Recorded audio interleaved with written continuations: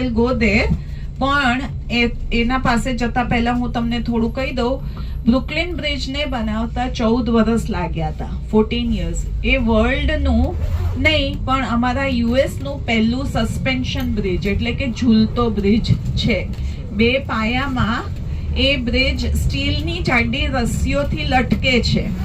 14 વર્ષ લાગેલા. અને જ્હોન રોબલિંગ જે પોતે જર્મન અમેરિકન એન્જિનિયર અને પોતે પણ એક ફિલેન્થ્રોપિસ્ટ હતા, એમને એવું થયું કે લોકોને દૂરથી આવવું પડે છે અહીંયા કામ કરવા માટે અને ફેરીના ઠેકાણા નહીં, કારણ કે અહીંયા પાણી ફ્રીઝ થઈ જાય વિન્ટરમાં.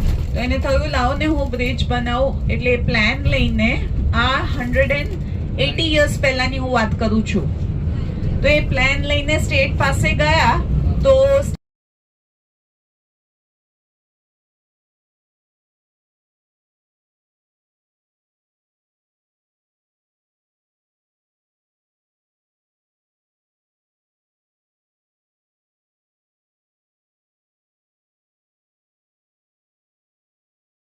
Right, I am not right, you are wrong, you are wrong એમ કરીને આપણે શું કરીએ, બેસીને આપો, કારણ કે એને ટિકિટ લાગી જશે, penalty. New York city is very strict. અહીંયા માઇક્રોસ્કોપિક કેમેરા હોય છે ને ન્યુયોર્ક સિટીમાં તમે કંઈ પણ નાનું ઓફેન્સ કરો તો એ ઓફેન્સ નથી કહેવાતું, એ ક્રાઇમ જ કહેવાય છે. સો કારણ કે તમને હું કહું, તમને ગભરાવા નથી માંગતી, પણ આ જે સિટી છે ને ઇટ્સ ઓનલી 19 kilometers લોંગ. હા, 19 કિલોમીટરની એની લેન્થ છે અને એની ચોડાઈ છે 3.5 kilometers. But some places we have reclaimed the land. અમે આઈલેન્ડને થોડું મોટું કર્યું છે. ક્યાં ક્યાં કર્યું છે? જ્યાં અમારા સિટીનો જે કચરો છે, જે ગાર્બેજ છે, જે પ્લાસ્ટિક છે, અમે જ્યાં વોટર લેવલ ડ્રાય અપ થતું હોય છે ને ત્યાં અમે એ લેન્ડને ગાર્બેજથી ફિલ કરીને એ લેન્ડને અક્વાયર કરીએ છીએ. બરાબર છે? એવું કહેવાય છે કે આ ઊંઘતું નથી. આને બિગ એપલ પણ કહેવાય છે, આને ન્યુયોર્ક સિટી પણ કહેવાય છે, આને મેનહેટન પણ કહેવાય છે અને આને NYC પણ કહેવાય છે. અને હું જ્યારે ઘરેથી નીકળું તો હું મારા વરને જય શ્રી કૃષ્ણ, જય સ્વામિનારાયણ હું જઉં છું. ક્યાં? સિટીમાં. એટલે જેમ તમે તમારા હસબન્ડ કે વાઈફને જાનુ, સ્વીટ હાર્ટ, સુનતી હો એવી રીતે બોલાવો ને, પછી આપણને બહુ ચીડ ચડે તો આપણે શું કહીએ? હા, અરે સાંભળે છે કે નહીં? હા, એવું કહીએ ને. એટલે આ બધા જેમ તમે તમારા હસબન્ડ ને વાઈફ ને કે તમારા કિડ્સ ને